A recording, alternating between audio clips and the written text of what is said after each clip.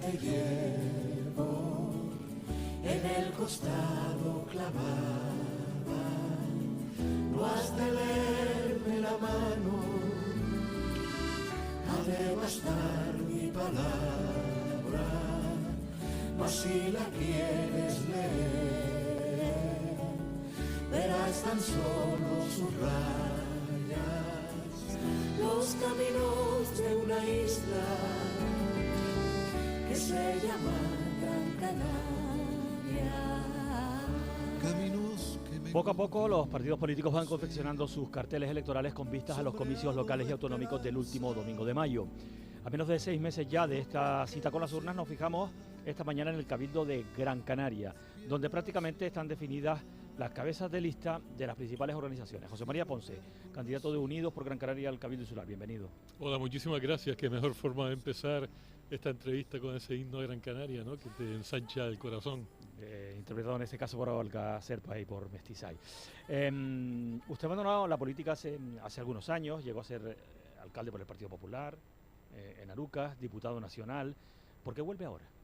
Han sido 8 años en el que he visto cómo transcurren las cosas desde fuera, y cuando Lucas Bravo de Laguna me llamó para intentar integrarme en el partido, pues la respuesta fue realmente tosca por mi parte, ya que después de 12 años de una actividad política muy intensa, pues no me apetecía lo más mínimo. Estoy jubilado, estoy tranquilo, vivo feliz, tengo muchas cosas que hacer y sin embargo ese paso no lo veía. Pero cuando fueron transcurriendo las semanas y nos reunimos un día y me pusieron los datos de Gran Canaria, lo perjudicada que está frente al resto de islas del archipiélago, me picó ese amor propio de decir si puedo intentar hacer que las cosas cambien y sean mejor para los gran canarios, no porque lo creamos así, sino porque en justicia nos corresponde. Pues he hecho ese esfuerzo de dar un paso adelante e intentar hacer ver a los gran canarios que hace falta ese eslogan que Gran Canaria dice: Gran Canaria despierta. Porque yo llevaba 12 años en política y no tenía ni idea, pero absolutamente ni idea, y esto es grave que lo diga una persona que fue político durante tanto tiempo, el agravio comparativo que tenemos frente al resto de islas. Luego le pregunto por esos datos, porque nada mejor que las cifras para un poco entender la situación, o por lo menos la versión que ustedes dan de las mismas. ¿Cómo se puede evolucionar desde un partido centralista a otro insularista? ¿Por qué Unidos por Gran Canaria? Bueno, porque realmente cuando estábamos en el Partido Popular, los estatutos eran un partido de centro liberal. Ahora me encuentro exactamente en el mismo lugar. Lo único es que añadimos progresistas. No somos un partido insularista, somos un partido insular que tiene como objetivo centrarnos en Gran Canaria para defender los intereses sin tener que someterse a ninguna directriz, ni a nivel nacional, ni tampoco marcado por el resto de islas. Eso es lo que más me ha traído, porque ese discurso no lo puede tener ningún otro partido que se presente a las elecciones. Solamente Unidos por Gran Canaria lo puede hacer, y lo hacemos en la justa razón, como comentaba antes, del agravio que sufrimos. Bueno, en el caso de Gran Canaria sí, es verdad que es el único partido, o por lo menos que hasta ahora, pues en fin, que forma parte de instituciones. En el caso de ustedes en el Cabildo de Gran Canaria y en el Ayuntamiento de la capital, de la misma isla, pero luego está también la Agrupación Socialista Gomera, que defiende los intereses de la isla de la Gomera, está la Agrupación Herreña Independiente, está Asamblea Herreña. Quiero decir que hay partidos de otras islas que también defienden intereses de esas islas, ¿no? Partidos insulares, como dicen, ¿no? Claro, es que resulta que los partidos han ido modificando, porque todas las islas, menos Gran Canaria, ha tenido un partido de carácter insular, que luego han ido extendiéndose al resto de islas, como puede ser Nueva Canaria, como puede ser Coalición Canaria, que no nos olvidemos que era ATI, sigue teniendo un componente importante de agrupación tinerfeña independiente, y todo eso ha hecho que Gran Canaria no tenga el peso específico que tiene en el gobierno de Canarias. Hay que tener en cuenta que la base para jugar en este momento en el tablero político, ya lo hemos visto como referencia, no solamente en el archipiélago, sino también en todo el territorio nacional. Ahora hemos visto el reparto de los presupuestos que ha hecho Pedro Sánchez, ¿no? Y ahí te das cuenta de que, bueno, pues hay determinadas comunidades autónomas que por prestar su apoyo a los presupuestos reciben grandes prebendas. Eso ocurre en el archipiélago canario, y sin embargo Gran Canaria ha estado al margen. Y ese papel, esa base dentro del tablero político, quien único lo puede cubrir es Unidos por Gran Canaria. Sus miembros más relevantes, me refiero a su partido, vienen del Partido Popular. José Miguel Bravo, su hijo Lucas, Enrique Hernández Pento, que fue incluso delegado al gobierno, Carmen Guerra, que está en el Ayuntamiento de Las Palmas de Gran Canaria ahora, que empezó el mandato en el Partido Popular, pero luego se marchó enseguida al Grupo Mixto. ¿Qué ocurre en el Partido Popular de Gran Canaria? ¿Está en crisis?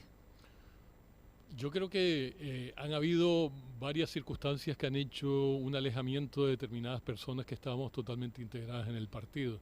Y todo vino de la mano, bueno, pues de la presidencia de María Australia Navarro, junto con el resto de personas que han estado totalmente unidos a ella, ¿no? A partir de ese momento se crearon pues distintos intentos por parte de Paulino Montes de Oca, que en paz descanse, también de Enrique Hernández Bento, de hacer sustituciones a la presidencia para dar un cariz distinto a la dirección del partido, y eso no cuajó, todo lo contrario, lo que hizo fue abrir más las heridas y provocar que tanto Enrique como Paulino, etcétera, y el resto de personas realmente relevantes dentro del partido. María Salud Gil, sin ir más lejos, que todos recordarán que se anunció como candidata a la alcaldía de Las Palmas, del Ayuntamiento de Las Palmas, que sorpresivamente a los 2 meses pues decía que no se presentaba por diferencias precisamente de este tipo. Han habido muchas circunstancias que han provocado ese alejamiento, y al final los que hemos vuelto es porque realmente nos enamora la política en función del servicio público que se presta, que yo considero que, aparte de la afición del mundo del motor, es la otra pasión que me mueve, el hacer cosas y ver en la gestión que tú puedas hacer cuál es el resultado, y ese es el mejor premio que un político puede tener. Por cierto que hay mucha dispersión del voto en el centro derecha gran canario, de corte si quiere liberal, en otros casos un poco más o bastante más a la derecha. El Partido Popular, Coalición Canaria, Vox, ustedes mismos van a estar en, digamos, en esa especie de, permítamelo, ensaladilla de siglas, de partidos del mismo lado. ¿Esta dispersión del voto no les preocupa? A nosotros lo que nos preocupa es el estado, como decía antes, de Gran Canaria. Tenemos el objetivo y tenemos que demostrar a todos los ciudadanos de Gran Canaria que nuestra misión, la misión de Unidos por Gran Canaria, es precisamente defender sus intereses por encima. Aquí en las próximas elecciones se van a tratar quién va a gobernar en Canarias, quién va a gobernar en los ayuntamientos, quién va a gobernar en el Cabildo de Gran Canaria, y esa es la pieza fundamental. Luego vendrán las generales, donde cada uno tendrá sus apetencias políticas, pero lo que intentamos transmitirles es precisamente eso. Y nosotros también estamos abiertos a todos los que tengan esa idea de Gran Canaria. En este caso nos referimos a todas aquellas personas que, siendo de izquierda inclusive, puedan ver que nuestro partido es la única herramienta capaz de solucionar ese problema. Lo he dicho ya varias veces y lo vuelvo a repetir, para mí la política significa gestión empresarial.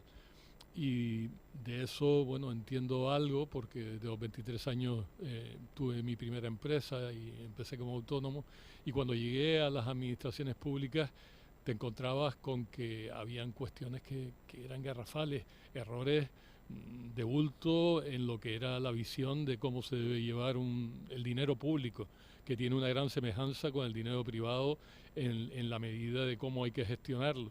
Todo eso ha hecho que cuando empiezas a ver las cosas que hay que solucionar, te das cuenta que, o por lo menos en mi caso, para dar el paso, qué es lo que puedes aportar para cambiar todo eso. Y considero que podemos aportar mucho.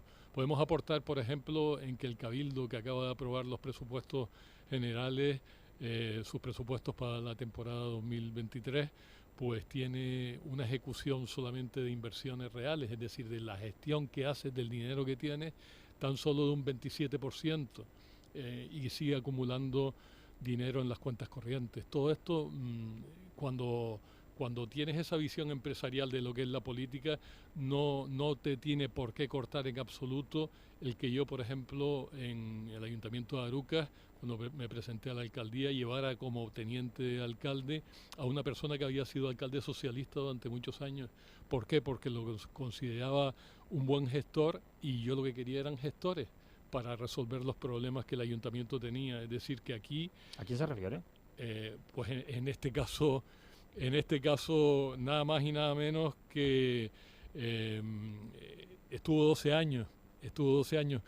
Tampoco lo quiero nombrar porque el final no fue muy bueno, pero fue, no, durante 8 años alcalde de Arucas por el Partido Socialista y no me pesó llevarlo durante ese tiempo. No pudimos gobernar siendo la fuerza más votada, pero sin embargo, con el paso del tiempo quizás me arrepentí de haberlo tenido, más que nada por cómo se desarrollaron los actos dentro de lo que era la oposición, más que por la idea de llevarlo. Insisto en que nuestro partido es un partido de centro, liberal y progresista, donde caben todos. No hay limitaciones ni de derecha ni de izquierda, sino simplemente es la idea de Gran Canaria.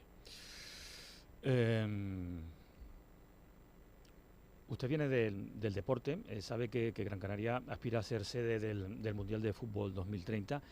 ¿Está el Cabildo actualmente haciendo todo lo que debe por esa candidatura? Es curioso esa pregunta porque precisamente fue Unidos por Gran Canaria el que primero sacó a la palestra esta situación, como otras sedes que pretendemos con un carácter internacional o mundial que se radiquen en Gran Canaria.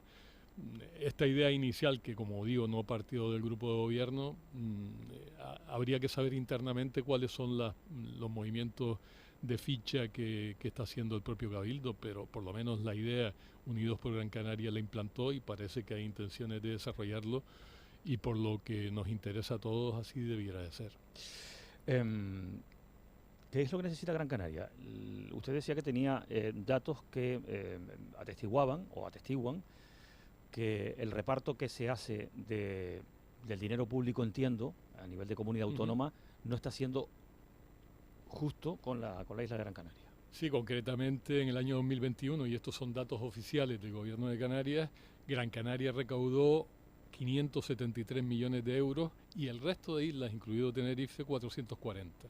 Y esta situación se repite año tras año, ¿no? Sin embargo, la ejecución en Gran Canaria en 2019 y 2021 fue de 158 millones frente a los 240 de Tenerife. Esto significa que al no tener una llave, como antes comentábamos, Casimiro Burbelo, La Gomera, etcétera, no tenemos el peso específico dentro del grupo de gobierno a nivel regional para poder implantar las inversiones que nos corresponden. Nosotros no queremos una desigualdad entre las islas.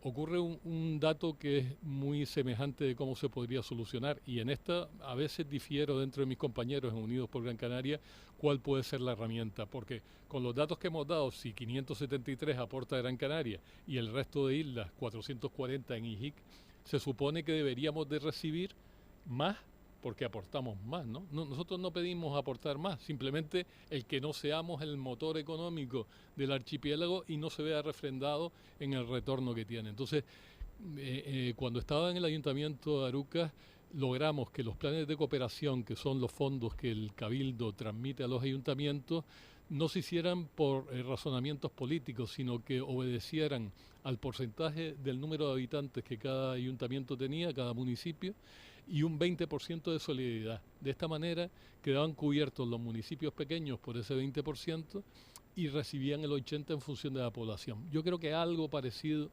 tendría que ocurrir. Es cierto que dentro de las circunstancias de las islas pueden haber diferencias circunstanciales, como ocurrió con La Palma, que necesita una inyección económica extra, y todas esas cosas se van viendo, pero que hubiera un reparto que tuviese en consideración la población. Esto es de sentido común, ¿no? Lo que hablábamos antes también ocurre con las inversiones a nivel sanitario. Es tremendo porque Gran Canaria vuelve otra vez a ser grandemente perjudicada, y concretamente en infraestructura sanitaria entre 2019 y 2021, en Gran Canaria el gobierno de Canarias empleó 18,6 millones de euros frente a los 41,6 ejecutados en la isla de Tenerife. Ya no vamos a hablar tampoco del reparto de menas, donde aquí tenemos 1.200 frente a 220 en Tenerife. No tenemos solidaridad por el resto del archipiélago en función de las necesidades, y Gran Canaria lidera los índices de paro y pobreza del archipiélago. Entonces, tiene que haber una reacción por parte de los gran canarios para que se den cuenta que todo esto no se puede solucionar si no es a través de un partido insular. Se refería a cuando habla de MENA, se refiere a los menores extranjeros no acompañados. De todas maneras, si se escuchan a políticos de Tenerife, o no tanto de políticos, sino también incluso del sector empresarial, se dice que la inversión en carreteras ha sido mucho mejor aprovechada por la isla de Gran Canaria que por la de Tenerife. Ya sabe usted los gravísimos problemas, las grandes colas que sufren cada día pues los conductores, las conductoras de la isla de Tenerife, tanto en la carretera del norte, la TF5, como en la carretera del sur, la TF1, en los accesos a la capital, a Santa Cruz de Tenerife. En Gran Canaria sí que se han hecho entonces bien las cosas, según parece, y ha habido un reparto, si no más equitativo, por lo menos se ha aprovechado mejor. Yo le pregunto por esta cuestión. ¿Qué le parece que en Tenerife se reclame pues más inversión, más agilidad administrativa a la hora de la adjudicación de carreteras y que también se diga que en Gran Canaria ha habido mayor peso en ese sector? Pero eso ya es una cuestión de gestión. Es decir, se reparten los fondos, se transmiten al Cabildo y el Cabildo es quien ejecuta, o el propio gobierno de Canarias en las carreteras principales, ¿no? Aquí es cierto que ha habido una ejecución mayor, pero insisto en que a lo mejor las facilidades en los proyectos. A veces se realizan proyectos de carreteras que llevan consigo una serie de expropiaciones que en algunos casos son difíciles de realizar por las distintas circunstancias, y tenemos en la circunvalación de Arucas un caso concreto que está paralizado y que está creando serios problemas. Tenemos la Gran Canaria 1, que aunque ahora se hable de la apuesta por el tren que llega desde el Parque Santa Catalina hasta Melonera, pero claro, es un proyecto que puede tardar 10 o 15 años y que cuando se solucione tendremos, con las matriculaciones diarias que hay, el mismo problema en la Gran Canaria 1, no vamos a solucionarlo, pero es cierto que puede dinamizar un poco la movilidad. Yo creo que cuando el dinero se reparte en la proporción que corresponde, en este caso en el tema de carreteras no conozco exactamente, muy probablemente Gran Canaria no tendría más dinero, sino que simplemente lo ha ejecutado mejor, porque a lo mejor los proyectos eran más realizables y no estaban anclados en problemas tan serios como pueden haber en la ejecución de carreteras en Tenerife. Bueno, estamos a 12 minutos de las 10 de la mañana en la entrevista de este miércoles con José María Ponce, candidato de Unidos por Gran Canaria al Cabildo Insular, que vuelve a la política, que estuvo en el Partido Popular unos cuantos años, que fue a cargo público, fue alcalde de Arucas, fue también diputado nacional, pero también fue coordinador de política sociosanitaria, entre otras cosas. Si no recuerdo mal, durante la presidencia de su compañero y fundador del partido, José Miguel Bravo de la Luna. Cuando estaba de presidente del Cabildo, sí. ¿Cómo gestionaría usted el déficit de plazas sociosanitarias en Gran Canaria? Con inversión, sin duda alguna. Y en esto tenemos precisamente ayer una manifestación por la Clínica del Pino con los trabajadores por problemas que tiene esa concesión administrativa. Pero es que Gran Canaria reclama infraestructuras sociosanitarias. Yo le voy a poner un ejemplo. Cuando era alcalde en Arucas, tuve la fortuna de inaugurar el centro de mayores que tenía carácter comarcal en la propia ciudad de Arucas. Y en ese momento ya la demanda de plazas solamente del municipio de Arucas cubría todas las camas que se inauguraban.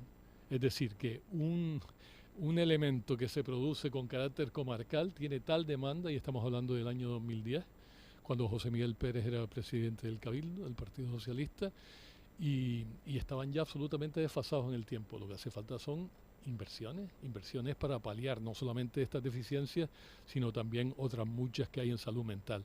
El Centro del Pino es una clara muestra de una ineficacia absoluta en la gestión. Los usuarios no están bien atendidos, no tienen el ratio de profesionales que tienen que tener, están en una queja constante que ha sido mirada de reojo por el Cabildo Insular, a pesar de las reuniones que han tenido con la consejera del área y también con el presidente, y ahí siguen. Este problema da una idea de que en el momento en el que peor lo están pasando las personas, no se está centrado en los problemas que sufren. Y la clara muestra es que no avanzamos en este aspecto. Hay muchas instalaciones que debían de haberse realizado desde hace mucho tiempo y que ahí siguen. Antes has mencionado el tren, que es un viejo proyecto, porque hay que hablar ya que es un viejo proyecto del Cabildo de Gran Canaria. Usted viene del mundo del motor, viene de los coches, le encantan los automóviles. ¿Usted es partidario de esta inversión que sería cuantiosa, que requeriría pues expropiaciones millonarias, que supondrían también unos cuantos años de ejecución? Que bueno, que hay una parte del sector del transporte incluso público, ¿no? que lo cuestiona porque sería como duplicar, ¿no? el servicio público en esa carretera, porque estamos hablando del tramo que va desde la capital Gran Canaria hasta el sur hasta de Melonera, la isla. justo, sí. Sí. Sí, ¿Cuál es su opinión sobre este proyecto? De entrada tenemos que pensar que se habla de 1.492 millones de euros para 58 kilómetros. ¿Por qué? Porque, como bien decía, hay 2 millones de metros cuadrados de propiedad privada que hay que expropiar. Precisamente el día 15 ahora de enero vence el plazo para todas aquellas personas que se vean afectadas por ese proyecto, pero se publica en el boletín oficial y en los edictos, en los anuncios en los edictos en los ayuntamientos correspondientes, que son Las Palmas de Gran Canaria, Telde, Ingenio, Agüimes, San Bartolomé y Santa Lucía. Pero yo pregunto a los que nos escuchan, ¿hay alguno de ustedes que se lea el boletín oficial o que vaya al ayuntamiento a ver el edicto? Porque si usted entra en las páginas del Cabildo no va a ver que su propiedad está afectada. Te aparece el recorrido, pero no tienes una advertencia plena. ¿Cómo puedes tú saber que estás afectado y defender tus intereses o presentar las alegaciones correspondientes? Esto es una muestra de que las administraciones públicas no están humanizadas, no van más allá, y es correcto que lo hagan porque legalmente hacen lo que corresponde, pero yo creo que en los momentos en que estamos tenemos que dar las administraciones públicas un paso más adelante.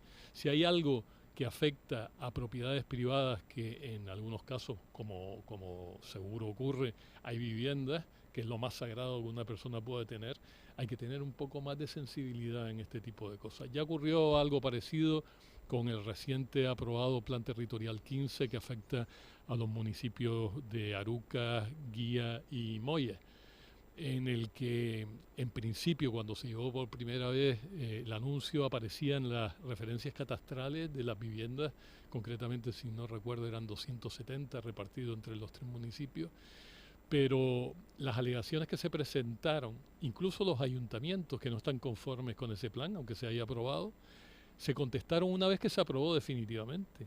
Esto es legal, ¿vale? Es legal, pero no le das margen a los afectados de poder reclamar lo que en su momento presentaron, y sobre todo que lo presentaron hace 6 años cuando se daban 4 variantes distintas y ahora se ha optado por la más agresiva de todas, por la que más viviendas afecta, porque no solamente coge las viviendas que están en dominio público, sino también en servidumbre de tránsito y protección. Entonces, esto desmantela totalmente. Yo me imagino, y es una suposición que a lo mejor no tiene fundamento, que a esas personas que se ven afectadas por ese plan les va a llegar después de las elecciones que sus viviendas están afectadas de una forma definitiva y que van a intervenir en ellas. Volvemos al punto. En estos momentos que vivimos, que son tan fuertes y tan trágicos, si me lo permiten, de problemas para la cesta de la compra, para llenar el tanque de gasoil, para lo que sea, un punto más de sensibilidad más allá de la legalidad, yo creo que vendría muy bien a la ciudadanía. ¿Cómo ve el proyecto Chira-Soria? Pues este Chira-Soria tiene un gran inconveniente, pero también tiene, digamos, una fortaleza. En la cumbre de Francia nos comprometimos, Canarias, a cumplir con las emisiones de CO2 y tenemos que cumplirlas en 2033, es el plazo que se nos ha dado. La presa de Chira-Soria aportaría el 40%, creo, que era de memoria, el 40% de la energía limpia que Gran Canaria puede tener. Pero también es cierto que los informes medioambientales todavía no están puestos sobre la mesa de una forma definitiva. en esta parte del proyecto, y la agresividad o no que alientan en este caso las plataformas está por ver cuál es la incidencia que tiene en el territorio. La única duda que yo tengo, y ojo que este proyecto está aprobado y el visto bueno de todas las formaciones políticas, lo que veo es que la innovación tecnológica es tan potente, cada día se descubren nuevas formas de emisión de energías limpias que pueden hacer que a lo mejor este proyecto de Chira-Soria, que está previsto que transcurra y que ya se ha invertido mucho dinero en él, no nos olvidemos que está entregado a una empresa eléctrica que es la que está desarrollando ya todos los pasos para poder llegar al punto final. Pero hace poco veíamos un invento que un inventor palmero tenía para aprovechar el movimiento de las olas, que generaba a través de un eje una gran energía limpia con un coste medioambiental cero. Es decir, que ahora también se habla de un cañón seminuclear que también genera un montón de electricidad y que al mismo tiempo es energía limpia. A lo mejor cuando se ejecute el proyecto de Chira-Soria nos podemos mirar el ombligo y decir, caramba, en ese momento era lo mejor que había, pero es que el proyecto es tan antiguo que a día de hoy está fuera de contexto. Algo así ha pasado con la regasificadora en la isla de Tenerife. Y de Tenerife le pregunto también, ¿ve con envidia sana, aunque sea, el circuito del motor de Tenerife? No lo veo como envidia sana, porque yo no pediría, aunque tuviese la oportunidad y la confianza de los ciudadanos de Gran Canaria de ser presidente del Cabildo, yo no invertiría dinero en un circuito en Gran Canaria. ¿Por qué? Porque es cierto que las administraciones públicas hacen grandes instalaciones deportivas, principalmente para el fútbol. Ahí tenemos también el Gran Canaria Arenas, tenemos el estadio, tenemos inversiones muy potentes. El deporte del motor es santo y seña también en las islas, y bajo ese punto de vista diría, bueno, pues las inversiones públicas pueden estar justificadas también en este deporte. Pero es que el proyecto de Tenerife es un proyecto que ambiciona por lo menos hacer test de Fórmula 1. En un estudio que hicimos aquí en Gran Canaria para implantar un circuito mucho más modesto en Montaña Blanca, en Arucas, vimos que las inversiones de este tipo, concretamente la de Tenerife, no eran viables económicamente y que por tanto, a pesar de que se sacaran una concesión administrativa y ese suelo público que ha comprado el Cabildo Insular, más todas las conexiones desde la propia autopista han hecho ya hacia el circuito, no van a tener la respuesta de la inversión privada que debe tener la rentabilidad, y por tanto creo que están abocadas al fracaso. Ya nos vamos, pero no quiero dejar de preguntarle, en el caso de tener opciones de gobernar, de participar de un gobierno o simplemente de ganar, ¿con quién pactaría y con quién no en el Cabildo de Gran Canaria? Lo dije antes, me he unido a un partido de centro, liberal y progresista donde caben todos. No tenemos líneas rojas, siempre y cuando las directrices de la defensa de Gran Canaria estén por delante. Aquí no vamos a mirar ni hacia la izquierda ni hacia la derecha, sino simplemente aquellos que comulguen con la idea de la necesidad de un partido insular que reivindique la posición de Gran Canaria en el archipiélago. ¿Incluido Vox? Incluido Vox, incluido Podemos. José María Ponce, candidato de Unidos por Gran Canaria al Cabildo de Gran Canaria, muchas gracias por haber venido a la radio pública. Suerte en lo que le corresponde de esa contienda electoral que viene. Muchas gracias. Buenos días.